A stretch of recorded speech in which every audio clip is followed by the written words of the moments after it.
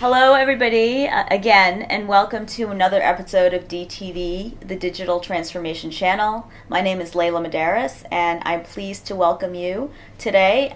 Today we have Laura Frank Tacho, who is the Director of Engineering at CloudBees, our partner. Welcome to the show, Laura. Thank you very much. It's great to be here. Great. Laura, before we begin on some of the tech talk, let's just say, I wanted to get a little bit of an understanding of your background. You're now Director of Engineering. What was your journey to your current position, and maybe you can impart a little bit of insight into some of the lessons that you've learned. Yeah, I've always been interested in computers, so I'm not so surprised that I've ended up here where I am. I grew up in the Oregon Trail generation, which is that weird generation where I didn't grow up with a cell phone, I didn't always have internet access, but I got it sort of later on, more in middle school, high school, and by college, Facebook had become a thing. So I was always interested in computers from a very early age and sort of came up with the internet and learned HTML and then eventually CSS and was programming websites and learning things on MS-DOS with my uncle, which was really interesting. So when I finished college and kind of got a chance to pick a career path or pick an industry, I think tech was a very natural fit. I think what's very interesting, especially recently, is that really every company is a software company, and if you work in tech, you can work in any industry. So I actually had my first sort of official programming job at a natural history museum. Oh, wow. So I was surrounded by dinosaur fossils, but also working in tech before moving into more tech-focused tech industry. So it's been a very interesting journey. I think my biggest takeaway is that the tech is really interesting, but it's really about the people who are implementing the tech, and you can't forget about it. So skills like communication, public speaking, being able to be persuasive. Tech is often painted as a picture where you can sit in a cubicle in a basement and just work independently, but the real value happens when you collaborate with people, so that can't be overlooked in order to be successful. Yep, absolutely. And InfoStretch is we're primarily focused on services, so we're about the people, but we partner with companies like CloudBees. In fact, I believe that the proper term is we're a global platinum services partner, and so what we do is we're helping enterprises take advantage of the CloudBees platform as well as Jenkins open source to help them accelerate their software delivery. So can you help our viewers better understand what the CloudBees platform is and what some of the value propositions are there? Yeah, so CloudBees is really interesting, and this morning at the keynote we've sort of debuted this idea of the CloudBees product suite. So a lot of companies have sort of cornered one little part of digital transformation or DevOps by doing one little piece of it, maybe automation or testing or metrics gathering. CloudBees is trying to do everything end to end and sort of become, the analogy is like the CRM, but for software. So we have a bunch of developers using our product, similar to how Salesforce has a bunch of sales reps using their product, and we are aiming to be as pervasive in the industry as Salesforce has become.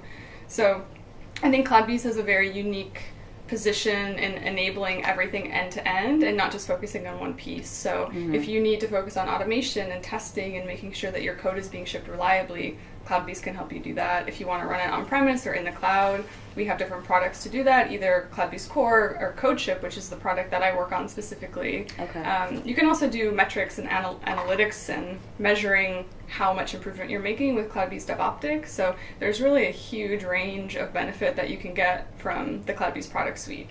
You mentioned digital transformation, and that's actually what we try to focus on at DTV, is trying to, decipher what digital transformation means. It's the term du jour. A lot of companies are seeking to achieve that in different ways. So there's a two-part question for you. The first part of the question is, what is your definition of digital transformation? And I guess the second part is, when you look at the DevOps landscape today, in light of digital transformation, what are some of the the needs, the challenges, and the areas that companies really need to focus on to achieve that?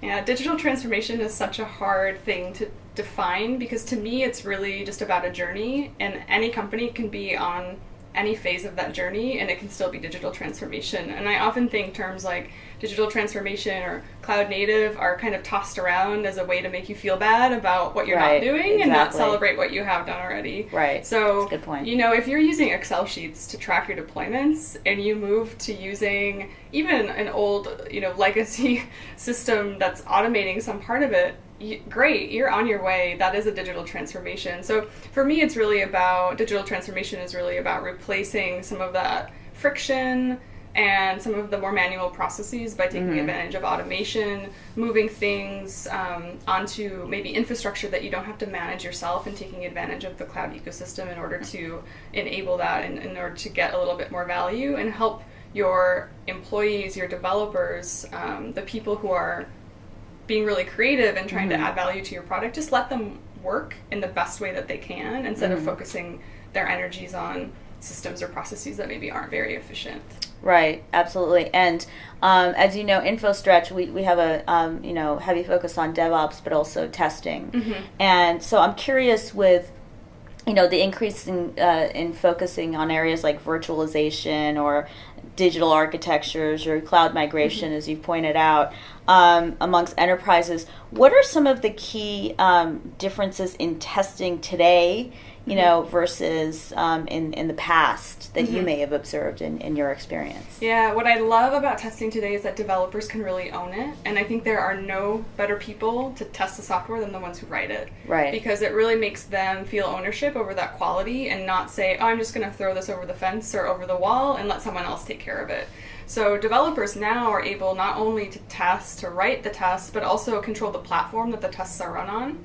And sometimes even own the incident response, which is what happens when, unfortunately, sometimes bugs do make it to production. Yeah. And when the team is alerted that there's a bug in production, then the team can own that recovery process and kind of own everything end to end. So that's a really big difference that digital transformation enables, kind of a lower time to recovery, more autonomy, more ownership of your developers over the particular code that they're producing. And are you seeing a lot more of the developers take over the testing and the QA?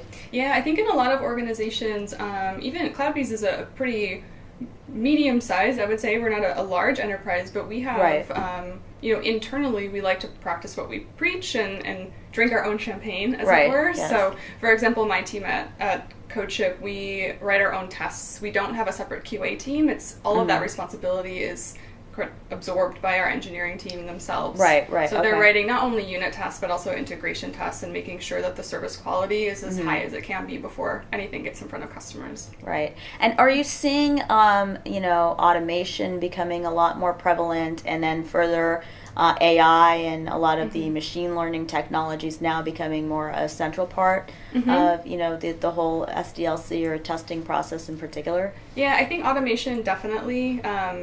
The saying in engineering is like, as soon as you have to do something twice, then you should write a script to do it, or, basically create a tiny robot to do it for you. Right. That's becoming definitely more prevalent, and especially as we talk about themes like continuous integration, where the testing happens automatically, or continuous delivery, where the deployment happens automatically.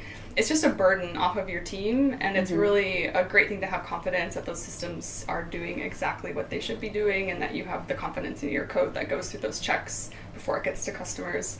I see the role of machine learning and AI is very interesting and has a lot of interesting possibilities. I don't see it being used super widespread, but for example, imagine training a model to understand the variations in flapping tests or tests that fail and sometimes pass, and there's really no predictability, and being able to sort of identify bugs in a more mature model that way, instead of taking the human.